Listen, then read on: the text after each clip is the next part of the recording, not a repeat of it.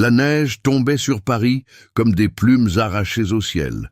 Gabriel scrutait la foule compacte au pied de la tour Eiffel, cherchant un visage qu'il avait juré ne plus jamais revoir. 5 ans.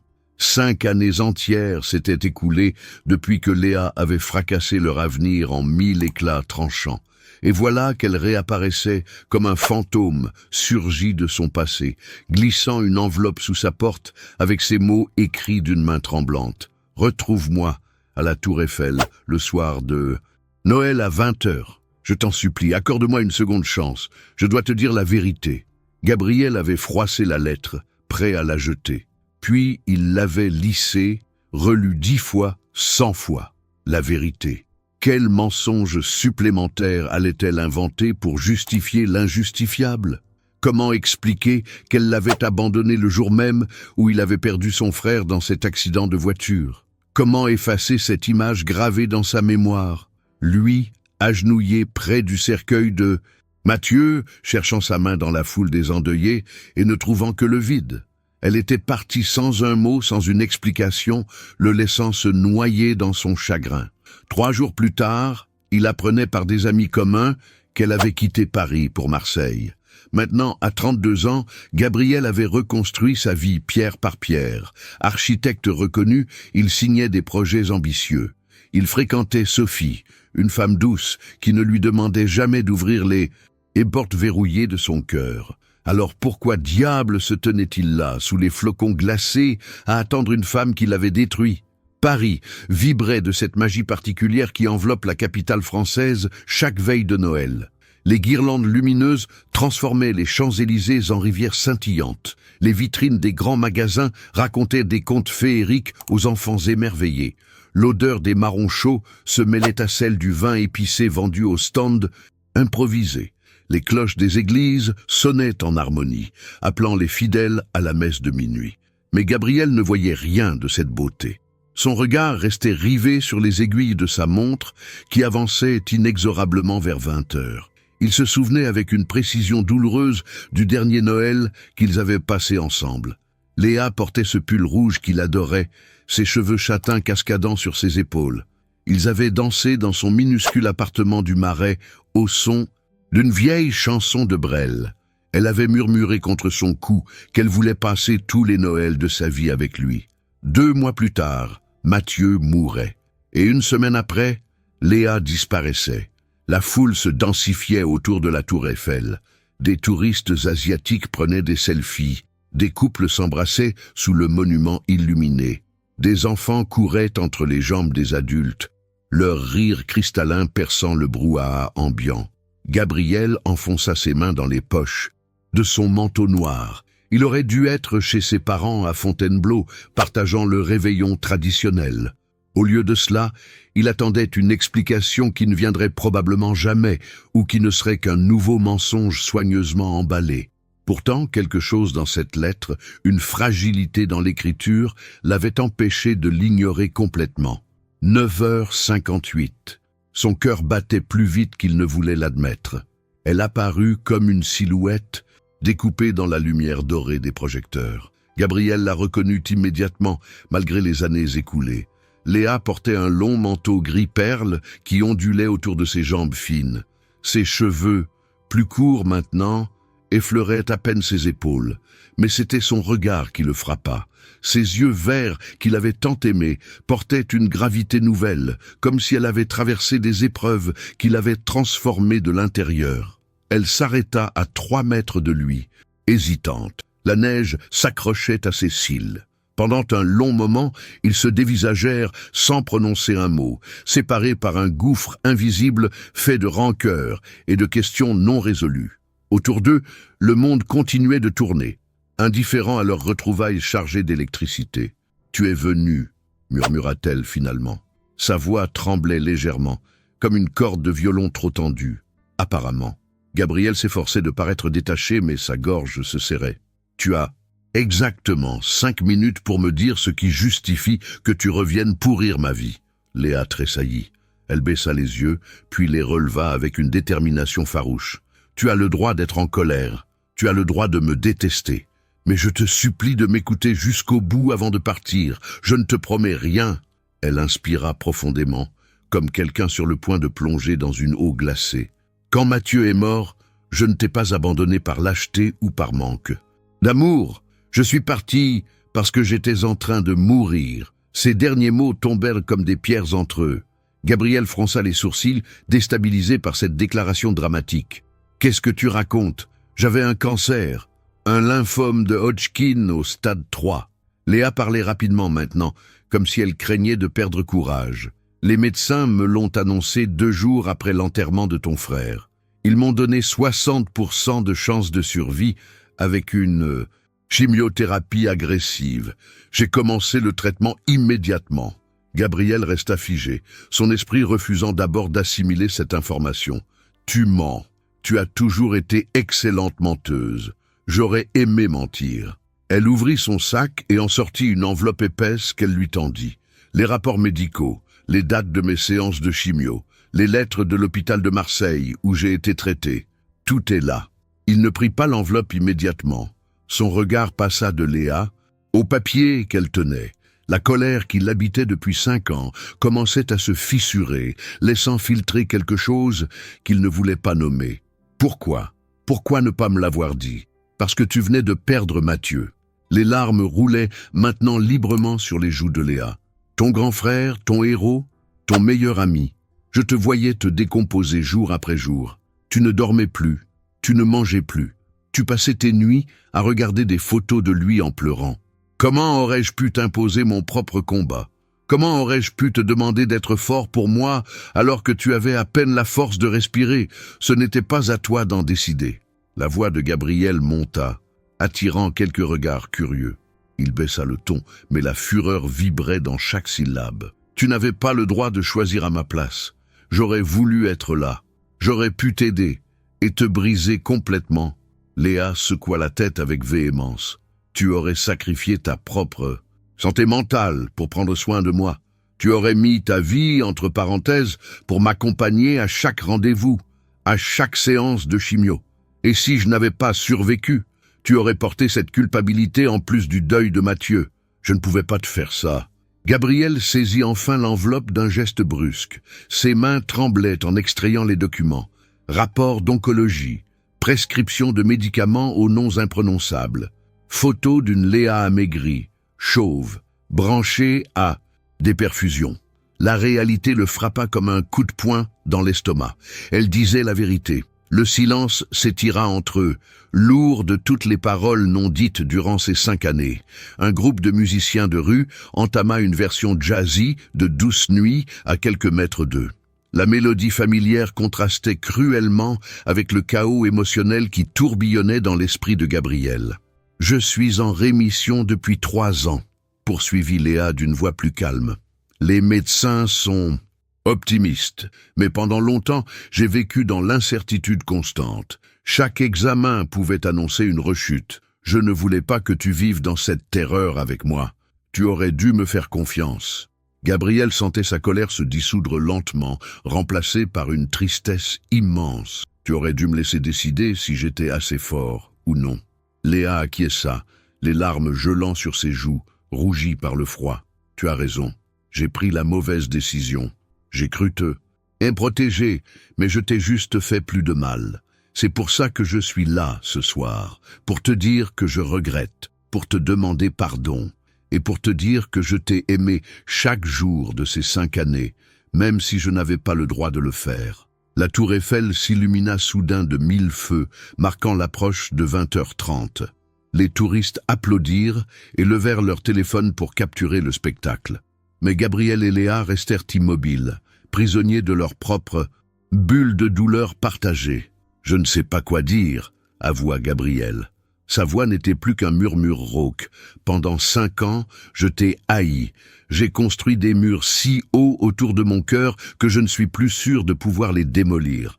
Je ne te demande pas de me pardonner tout de suite. Je ne te demande même pas de me reprendre dans ta vie. » Léa fit un pas vers lui, puis s'arrêta, respectant la distance qu'ils maintenaient entre eux. « Je voulais juste que tu saches la vérité, que tu comprennes que mon départ n'avait rien à voir avec toi ou avec mon amour pour toi.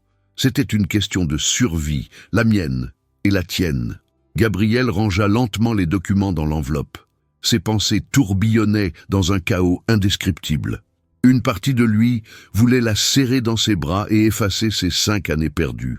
Une autre partie, celle qui avait souffert chaque jour de son absence, refusait de baisser sa garde si facilement. « Je fréquente quelqu'un », lâcha-t-il, soudain. Il ne savait pas vraiment pourquoi il ressentait le besoin de lui dire cela. Peut-être pour établir une barrière, pour lui faire comprendre que le monde avait continué de tourner sans elle. Une douleur fulgurante traversa le visage de Léa, mais elle la maîtrisa rapidement. « Je suis heureuse que tu aies trouvé quelqu'un. Tu mérites d'être aimé, Gabriel. Tu as toujours mérité le meilleur. Sophie est gentille, elle est prévisible, stable.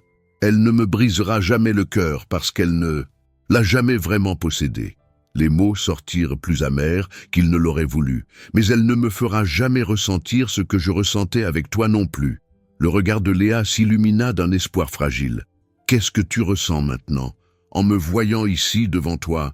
Gabriel détourna les yeux, incapable de soutenir l'intensité de son regard. « Je ne sais pas, de la colère, de la tristesse, du soulagement de savoir que tu es en vie, de la confusion totale. » Il passa une main dans ses cheveux trempés de neige fondue. « J'ai besoin de temps pour digérer tout ça. C'est trop vite, je comprends. » Léa sortit un bout de papier de sa poche et le déposa délicatement dans la main de Gabriel. « Mon numéro, mon adresse. Je reste à Paris pendant les fêtes, chez ma sœur dans le 15e arrondissement. Si tu veux me parler, me poser des questions, ou même juste crier sur moi, je serai là. Et si tu ne veux plus jamais me voir, je respecterai ta décision. » Elle recula d'un pas, puis d'un autre, comme si chaque centimètre qui les séparait lui arrachait un morceau d'âme. « Joyeux Noël, Gabriel. Merci d'être venu ce soir. Ça signifie plus pour moi que tu ne pourras jamais l'imaginer. » Avant qu'il puisse répondre, Léa se retourna et se fondit dans la foule. Gabriel la regarda disparaître, son manteau gris avalé par la marée humaine. Il serra le papier dans son poing, sentant les bords s'enfoncer dans sa paume. Autour de lui, les familles riaient, les enfants jouaient, les amoureux s'embrassaient.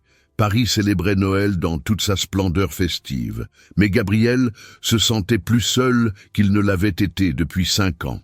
Cette fois cependant, sa solitude n'était plus teintée de haine, mais d'une confusion profonde qui remuait des émotions qu'il croyait mortes et enterrées. Les jours suivants passèrent dans un brouillard étrange. Gabriel se rendait machinalement au travail, répondait aux questions de ses collègues sur son réveillon, souriait aux plaisanteries sans vraiment les entendre. Le soir, il rentrait dans son appartement du 7e arrondissement et fixait le bout de papier que Léa lui avait donné, posé sur sa table basse comme une bombe à retardement. Sophie l'appela 3 fois. Il décrocha seulement à la 3e tentative. « Tu es bizarre depuis Noël », lui dit-elle avec cette douceur qui la caractérisait. « Quelque chose ne va pas ? Juste fatigué, mentit-il. Les fêtes, tu sais. » Mais Sophie n'était pas dupe. C'est plus que ça. Je te sens à kilomètres. Tu veux qu'on se voie pour en parler? Pas maintenant, j'ai besoin d'un peu d'espace. Le silence qui suivit fut éloquent. Sophie comprenait, avec cette intelligence émotionnelle qui aurait dû le rendre fou de reconnaissance. Au lieu de cela, il se sentait coupable. Coupable de ne pas pouvoir l'aimer comme elle le méritait, coupable de penser à une autre femme alors qu'elle lui offrait sa patience et sa compréhension. 3 jours après Noël, Gabriel se retrouva devant l'immeuble de Léa sans vraiment se souvenir d'avoir pris la décision de venir. Ses pieds l'avaient porté là, guidé par un besoin viscéral de réponse, de compréhension, peut-être même de clôture. Il appuya sur l'interphone. La voix de Léa crépita dans le haut-parleur, surprise et chargée d'émotion. « Gabriel, je peux monter ?» Le bourdonnement de la porte lui répondit. Il grimpa les 4 étages, son cœur cognant plus fort à chaque marche. Léa l'attendait sur le palier, vêtue d'un simple jean et d'un pull beige, sans maquillage, les cheveux attachés en queue de cheval désordonnée. Elle ressemblait à la fille qu'il avait aimée autrefois. « Entre !» dit-elle en s'effaçant pour le laisser passer. L'appartement de sa sœur était petit, mais chaleureux. Des photos de famille couvraient les murs. Une odeur de café flottait dans l'air. Gabriel remarqua 2 tasses sur la table basse, comme si Léa avait su qu'il viendrait. « Ta sœur n'est pas là ?» demanda-t-il en retirant son manteau. « Elle passe la semaine ?» chez son fiancé à Bordeaux. Elle m'a prêté son appartement. Léa lui tendit une des tasses. J'ai fait du café. Je me souviens que tu le prenais noir, sans sucre. Il accepta la tasse, touché qu'elle se souvienne de ce détail. Ils s'assirent de part et d'autre de la table, observant une distance prudente. La lumière de l'après-midi filtrait à travers les rideaux, dessinant des motifs dansants sur le parquet. « Je n'arrête pas de penser à ce que tu m'as dit », commença Gabrielle. « Toutes ces nuits où je t'ai imaginé quelque part, heureuse, vivant ta vie sans moi, et tu étais en train de te battre pour ta survie. Je ne voulais pas que tu me voies comme ça. » Léa serra sa tasse entre ses mains. Malade, faible, sans cheveux, je voulais que tu te souviennes de moi comme j'étais avant, forte, vivante, capable de danser avec toi jusqu'à l'aube. Tu crois que ton apparence aurait changé quoi que ce soit à mes sentiments? Gabrielle sentit une bouffée de frustration monter en lui. Tu crois que je suis si superficielle? Non, ce n'est pas ça. Léa secoua la tête avec véhémence. C'était moi, ma fierté stupide, mon incapacité à montrer ma vulnérabilité. J'ai toujours été celle qui gérait tout, qui restait forte pour les autres. Accepter d'être la personne faible, celle qui a besoin d'aide, c'était au-dessus de mes forces. Gabrielle posa sa tasse sur la table avec un bruit sec. Tu sais ce qui m'a le plus détruit? Ce n'était même pas ton départ, c'était le silence. Tu aurais pu m'envoyer une lettre, un message, n'importe quoi pour me dire que tu allais bien, que tu pensais à moi. Mais rien, le néant absolu, comme si ces 2 années passées ensemble n'avaient jamais existé. Je t'ai écrit. La voix de Léa n'était plus qu'un murmure. Des dizaines de lettres. Je les commençais, je les recommençais, je cherchais les mots justes, mais à chaque fois, je me rendais compte que rien de ce que je pouvais dire ne justifierait mon départ. Alors, je les déchirais. Tu aurais dû les envoyer quand? Même. Gabrielle se leva et marcha vers la fenêtre, observant la rue enneigée en contrebas. Même maladroite, même inadéquate. Au moins, j'aurais su que tu pensais à moi. Léa le rejoignit, se tenant juste derrière lui, assez proche pour qu'il sente la chaleur de son corps, mais sans le toucher. Chaque jour de ma chimio, je pensais à toi. Quand je vomissais jusqu'à ne plus pouvoir respirer, quand mes cheveux tombaient par poignées sous la douche, quand les médecins m'annonçaient que les tumeurs régressaient, tu étais ma raison de continuer à me battre. L'idée qu'un jour, peut-être, je pourrais revenir vers toi et t'expliquer. Gabrielle se retourna brusquement, les mettant face à quelques centimètres l'un de l'autre. Et maintenant que tu m'as expliqué, qu'est-ce que tu attends de moi? Les yeux de Léa se remplirent de larmes qu'elle refusa de laisser couler. Rien que tu ne sois prêt à donner. Si tu veux juste qu'on reste amis ou qu'on se voit de temps en temps pour rattraper le temps perdu, ça me va. Si tu veux que je sorte de ta vie pour de bon après cette conversation, je le ferai.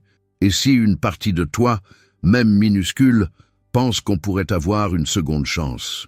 Elle laissa sa phrase en suspens, n'osant pas formuler jusqu'au bout cet espoir fragile.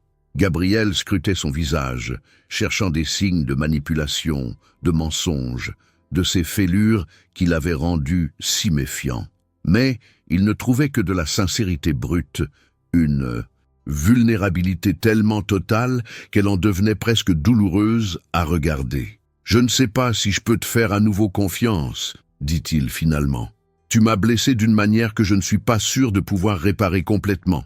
Je sais, et je passerai le reste de ma vie à le regretter. » Léa prit une inspiration tremblante. « Mais je suis là maintenant, vivante, guérie, et toujours amoureuse de toi, même si je n'ai pas le droit de l'être. » Ces mots restèrent suspendus entre eux, comme une confession sacrée. Gabrielle sentit quelque chose se briser en lui, un barrage qui cédait après avoir retenu trop longtemps une marée d'émotions refoulées. Avant qu'il ne puisse analyser son geste, ses mains trouvèrent le visage de Léa, encadrant ses joues avec une tendresse qu'il croyait avoir oubliée. « Tu es impossible », murmura-t-il, « totalement, complètement impossible. » Puis, il l'embrassa. C'était un baiser chargé de 5 années de colère, de chagrin, de questions sans réponse, mais aussi de cet amour têtu qui avait refusé de mourir malgré tout. Léa répondit avec la même intensité désespérée, ses bras s'enroulant autour du cou de Gabrielle, comme si elle craignait qu'il ne disparaisse. Quand ils se séparèrent enfin, tous deux, haletants, Gabriel appuya son front contre celui de Léa. « Je ne te promets rien, dit-il d'une voix rauque. Je ne peux pas simplement effacer ces 5 années. Sophie mérite une explication. Ma vie est compliquée, et je suis terrifié à l'idée de te laisser à nouveau entrer pour que tu me brises une seconde fois. Je comprends. » Léa caressa doucement sa joue. « On ira à ton rythme, pas à pas, un jour à la fois. Je ne te presserai jamais, je te le promets. » Ils restèrent enlacés au milieu du salon, pendant que Paris s'assombrissait dehors et que les lampadaires commençaient à s'allumer un par un. Pour la première fois depuis Noël, Gabriel sentit quelque chose qui ressemblait à de la paix s'installer dans sa poitrine. Les semaines qui suivirent furent un étrange ballet de rapprochements prudents. Gabriel rompit avec Sophie lors d'une conversation difficile où il avoua qu'il ne pourrait jamais l'aimer comme elle le méritait. Elle pleura, mais avec une dignité qui lui brisa le cœur. « J'ai toujours su qu'une partie de toi m'échappait, » dit-elle en partant. « J'espère que tu trouveras ce que tu cherches. » Léa et Gabriel se voyaient 2 ou 3 fois par semaine. Des cafés dans des bistrots du Marais, des promenades le long de la Seine, une conversation qui durait des heures, explorant les années perdues, les cicatrices laissées par la maladie et le deuil. Léa lui raconta ses séances de chimio, les moments où elle avait failli abandonner, le jour où les médecins lui avaient annoncé sa rémission et qu'elle s'était effondrée en larmes dans la salle d'attente. Gabriel parla de Mathieu, enfin.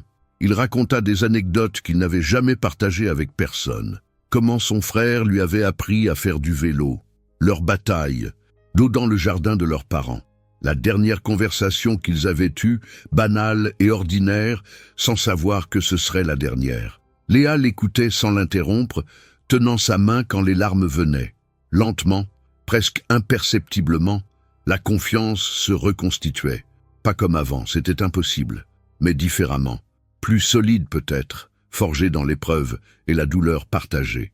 Un soir de fin janvier, alors qu'il dînait dans un petit restaurant vietnamien de Belleville, Léa posa ses baguettes et regarda Gabriel avec cette intensité qu'il commençait à reconnaître comme le prélude à une révélation importante. « Il y a autre chose que je dois te dire, » commença-t-elle. « Quelque chose que j'ai découvert pendant ma maladie. » Le cœur de Gabriel se serra. « Quoi encore ? Rien de dramatique, je te rassure. » Elle sourit faiblement. « C'est juste que, quand on frôle la mort comme ça, on réalise ce qui compte vraiment. Et j'ai compris que j'avais passé ma vie à fuir. Fuir l'intimité, fuir la vulnérabilité, fuir tout ce qui pourrait me faire mal. C'est pour ça que j'ai fui quand tu avais le plus besoin de moi. Pas à cause du cancer, mais parce que rester aurait signifié accepter d'être complètement vulnérable devant toi. » Gabriel l'écoutait attentivement, commençant à comprendre les mécanismes complexes qui l'avaient poussé à partir. « Et maintenant, j'ai appris que la vulnérabilité n'est pas une faiblesse, c'est un courage. » Léa prit sa main à travers la table. « Je ne fuirai plus jamais, Gabriel. Quoi qu'il arrive, je resterai et j'affronterai, même si c'est terrifiant. » Là, pour la première fois depuis 5 ans, Gabriel ramena Léa chez lui. Ils ne firent pas l'amour. Ils restèrent simplement allongés dans son lit, enlacés dans le noir, écoutant les bruits de Paris à travers la fenêtre entr'ouverte. C'était plus intime que n'importe quel acte physique aurait pu l'être. C'était une reconnexion de leurs âmes meurtries, une promesse silencieuse de reconstruction. Février arriva avec ses pluies glaciales et ses ciels gris. Gabriel emmena Léa à Fontainebleau pour qu'elle rencontre ses parents.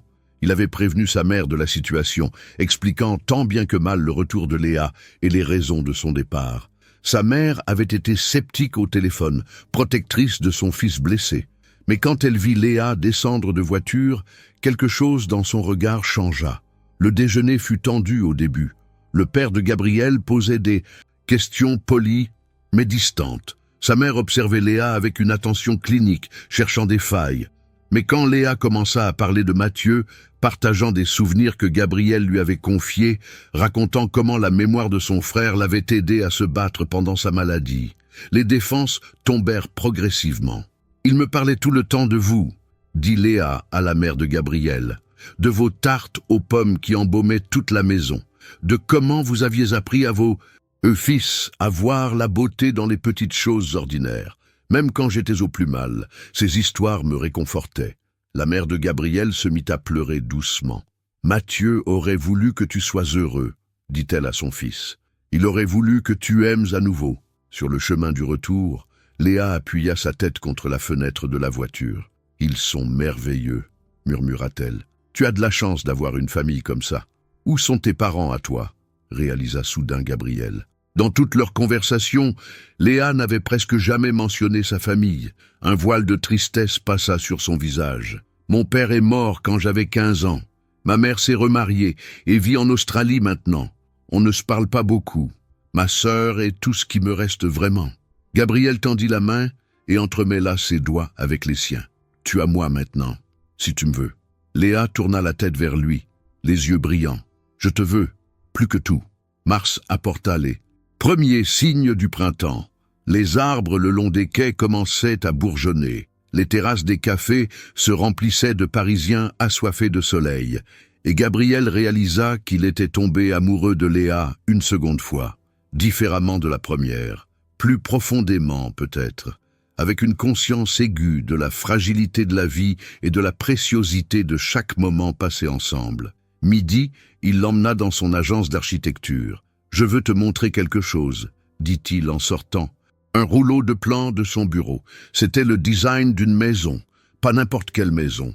Une demeure moderne nichée dans les collines de Provence, tout en vert et en lumière, avec un jardin qui semblait se fondre dans le paysage environnant. « Je travaille dessus depuis 3 ans, » expliqua-t-il. « C'est censé être pour un client, mais en réalité, je la dessinais pour nous, pour un futur que je pensais impossible. » Léa parcourut les plans du regard, s'arrêtant sur les détails. La bibliothèque aux murs couverts de livres, la cuisine avec son îlot central où ils pourraient cuisiner ensemble, la terrasse orientée ouest pour regarder les couchers de soleil, la chambre principale avec ses fenêtres immenses donnant sur la vallée. « Elle est magnifique, » souffla-t-elle. « C'est exactement comme j'aurais imaginé notre maison. Tu te souviens ?» Gabriel sourit avec nostalgie. On passait des heures à fantasmer sur la maison qu'on construirait un jour. Tu voulais un jardin d'herbes? Aromatique. Je voulais un atelier vitré pour dessiner. Tout est là. Léa passa ses doigts sur les lignes tracées avec amour. Tu n'as rien oublié. Gabriel l'attira contre lui. Je n'ai jamais arrêté de rêver de toi, même quand je te détestais. Pathétique, non? Non, humain. Elle se tourna dans ses bras pour lui faire face. On pourrait vraiment la construire. Pas tout de suite, mais un jour, quand on sera prêt. Un jour, acquiesça Gabriel. Et pour la première fois depuis l'accident de Mathieu, depuis le départ de Léa, il se permit de croire en un avenir. Pas un avenir parfait ou sans complications, mais un avenir possible, tangible, à construire jour après jour. Avril les trouva installés dans une routine douce. Léa avait repris un travail à mi-temps dans une librairie du 6e arrondissement. Gabriel jonglait avec ses projets architecturaux de plus en plus ambitieux. Ils passaient leurs soirées à cuisiner ensemble dans le petit appartement de Gabriel, à regarder de vieux films français, à simplement exister l'un à côté de l'autre. Mais le passé n'était jamais très loin. Un soir, Gabriel se réveilla en sueur, le cœur battant. Il avait rêvé de Mathieu, de l'enterrement, de Léa qui disparaissait dans la brume. À côté de lui, Léa se réveilla immédiatement, comme si elle avait senti sa détresse. « Parle-moi » murmura-t-elle en allumant la lampe de chevet. « J'ai peur » avoua Gabriel. « Peur que tu partes encore, peur que le cancer revienne, peur de perdre encore quelqu'un que j'aime. » Léa s'assit et prit son visage entre ses mains. « Je ne peux pas te promettre que le cancer ne reviendra jamais. Les médecins sont optimistes, mais il n'y a jamais de certitude absolue. Mais je peux te promettre que si ça arrive, je ne fuirai pas. Je ne te cacherai rien, on affrontera ça ensemble. Comment tu fais pour ne pas avoir peur tout le temps ?» demanda Gabriel. « Comment tu arrives à vivre normalement avec cette épée de Damoclès au-dessus de ta tête? Parce que j'ai appris que la peur ne change rien au résultat.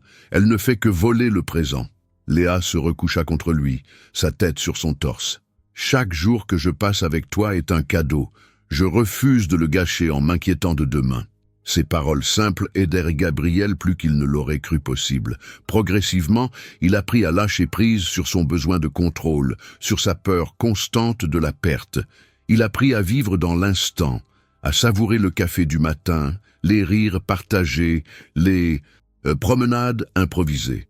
En mai, ils retournèrent à la Tour Eiffel. C'était une soirée douce, le monument scintillant contre un ciel indigo.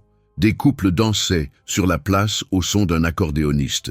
Des enfants couraient avec des ballons lumineux. L'air sentait les crêpes et le jasmin. « Tu sais ce que je réalise ?» dit Gabriel en tenant Léa contre lui. « On a perdu 5 ans, 5 années précieuses qu'on ne récupérera jamais. »« C'est vrai, » acquiesça Léa. « Mais regarde ce qu'on a gagné. Tu as appris à survivre au pire. Moi aussi. On est devenus des personnes plus fortes, plus conscientes, plus capables d'apprécier ce qu'on a. » Gabriel réfléchit à ces mots. Elle avait raison. Le jeune homme qu'il était avant la mort de Mathieu et le départ de Léa n'aurait jamais pu construire la relation qu'ils avaient maintenant. Il aurait pris leur amour pour acquis. Il aurait évité les conversations difficiles. Il aurait fui devant la vulnérabilité. « Alors, on ne regrette rien ?» demanda-t-il. « Je regrette t'avoir fait souffrir, je regrette ne pas avoir été plus courageuse. » Léa leva les yeux vers lui. « Mais je ne regrette pas où on en est maintenant. Contre toute attente, on a une seconde chance. Combien de gens peuvent dire ça ?» Gabriel l'embrassa doucement, savourant le goût de ses lèvres, la chaleur de son corps contre le sien, la certitude absolue qu'il était exactement là où il devait être. Autour d'eux, Paris brillait de 1000 feux. La ville de l'amour, des secondes chances, des recommencements. Et pour la première fois depuis ce terrible Noël, 5 ans plus tôt, Gabriel sentit que l'avenir n'était plus quelque chose à craindre, mais quelque chose à embrasser avec tout son cœur imparfait. Les mois continuèrent à défiler, chacun apportant son lot de découvertes et de guérisons. Juin vit Gabriel présenter Léa à ses collègues lors d'un vernissage pour un de ses projets. Juillet les emmena en Provence, où ils visitèrent le terrain où la maison de leurs rêves pourrait un jour s'élever. Août les trouva allongés sur une plage de Bretagne, les orteils enfouis dans le sable, parlant de tout et de rien jusqu'à ce que le soleil se couche dans l'océan. « Tu penses à quoi ?» demanda Léa un soir de septembre, alors qu'ils préparèrent le dîner ensemble. Gabriel leva les yeux de la tomate qu'il coupait. « Je pensais que c'est exactement comme ça que j'imaginais ma vie, ordinaire, paisible, avec toi à mes côtés en train de maudire parce que tu as encore raté ta sauce. » Léa lui lança un torchon en riant. « Ma sauce n'est pas ratée, elle a des grumeaux. Ce sont des grumeaux intentionnels. C'est un choix artistique. » Ils se chamaillèrent comme de vieux amants, confortables dans leur complicité retrouvée. Plus tard, en mangeant leur dîner imparfait sur le balcon minuscule de l'appartement, Gabriel réalisa qu'il était heureux. Pas d'une manière explosive ou dramatique, mais d'une manière profonde, enracinée, durable. « Je t'aime », dit-il soudain. Léa posa sa fourchette, ses yeux s'emplissant de larmes. « C'est la première fois que tu me le dis depuis mon retour. Je sais, je voulais être sûr. » Gabriel prit sa main à travers la table. « Je t'aime, pas comme avant, mieux qu'avant, avec toutes mes cicatrices et toutes les tiennes, avec la conscience que rien n'est garanti, mais que tout est précieux. Je t'aime aussi, » murmura Léa. « Je ne t'ai jamais arrêté de t'aimer. » Là, ils firent l'amour avec une tendresse infinie. Chaque caresse, une promesse, chaque baiser, une déclaration. Et quand ils s'endormirent enfin, enchevêtrés l'un dans l'autre, Gabriel se permit de rêver d'un futur où ils construiraient leur maison en Provence, où ils vieilliraient ensemble, où chaque Noël ne serait plus synonyme de perte, mais de célébration. Octobre arriva avec ses feuilles dorées et ses pluies douces. Léa avait son contrôle médical annuel, celui qui déterminait si le cancer était toujours en rémission. Gabriel l'accompagna à l'hôpital, tenant sa main pendant qu'ils attendaient les résultats. Quand le médecin annonça que tout était parfait, qu'elle était en excellente santé, ils pleurèrent tous les deux de soulagement. « Encore une année, » dit Léa en sortant de l'hôpital. « Chaque année qui passe réduit les chances de rechute. On les aura toutes, » promit Gabriel, « toutes les années qu'on peut avoir ensemble. » Novembre les ramena au moment où tout avait commencé. Bientôt, ce serait Noël, l'anniversaire de leur retrouvaille sous la tour Eiffel. Gabriel avait un plan, quelque chose qu'il préparait secrètement depuis des semaines. 4 décembre au soir, il emmena Léa exactement au même endroit où ils s'étaient retrouvés un an plus tôt. La tour Eiffel scintillait de la même manière. La neige tombait en flocons légers. Les touristes se pressaient pour admirer le spectacle. « Pourquoi on est là ?» demanda Léa, intriguée. Gabriel la fit se retourner pour faire face au monument illuminé. Puis, sous son regard stupéfait, il mit un genou à terre. Les gens autour d'eux commencèrent à remarquer, formant un cercle spontané de spectateurs attendris. « Il y a 1 an, commença Gabriel, sa voix tremblant légèrement. « Tu es revenu dans ma vie, et tu as tout bouleversé. Tu m'as forcé à affronter ma douleur, ma colère, mes peurs. Tu m'as montré ce que signifie vraiment l'amour. Pas les déclarations faciles ou les promesses vides, mais la vulnérabilité, le courage, la ténacité de rester même quand tout nous pousse à fuir. » Il sortit une petite boîte de sa poche. « Je ne sais pas ce que l'avenir nous réserve. Peut-être qu'on construira notre maison en Provence, peut-être qu'on aura des enfants, peut-être qu'on affrontera encore des épreuves, mais je sais que je veux affronter tout ça à tes côtés. » Il ouvrit la boîte, révélant une bague simple mais élégante, un solitaire qui captait la lumière de la tour Eiffel. « Léa Moreau, veux-tu me donner non pas une seconde chance, mais une chance éternelle? Veux-tu m'épouser ?» Léa porta ses mains à sa bouche, les larmes accoulant librement sur ses joues. Pendant un instant qui sembla durer une éternité, elle ne dit rien, puis elle hocha la tête frénétiquement, incapable de parler, et tendit sa main tremblante. « Oui », parvint-elle finalement à articuler. « Oui, 1000 fois, oui. » Gabriel passa la bague à son doigt et se releva pour la prendre dans ses bras. Autour d'eux, les spectateurs applaudirent et crièrent leurs félicitations. Quelqu'un ouvrit une bouteille de champagne. L'accordéoniste se mit à jouer « La vie en rose ». « Je n'arrive pas à croire que tu as fait ça », murmura Léa contre son cou. « C'est le plus beau Noël de ma vie. C'est juste le début, promit Gabriel. On a toute une vie à vivre ensemble. » Ils restèrent enlacés sous la tour Eiffel, là où leur histoire avait trouvé un nouveau départ, là où la douleur s'était transformée en espoir. Paris scintillait autour d'eux, témoin silencieux de leur amour ressuscité. Et dans ce moment parfait, suspendus entre le passé douloureux et l'avenir prometteur, ils surent avec certitude absolue qu'ils avaient trouvé quelque chose de rare et de précieux. Pas un amour de conte de fées sans obstacle, mais un amour réel, forgé dans l'épreuve, qui avait survécu à la perte, à la maladie, à la séparation, pour renaître plus fort que jamais. Un amour qui avait appris que les plus belles histoires ne sont pas celles qui ne connaissent jamais de tempête, mais celles qui trouvent le courage de reconstruire après le naufrage, brique par brique, baiser par baiser, promesse par promesse, sous les lumières éternelles de la ville qui ne dort jamais.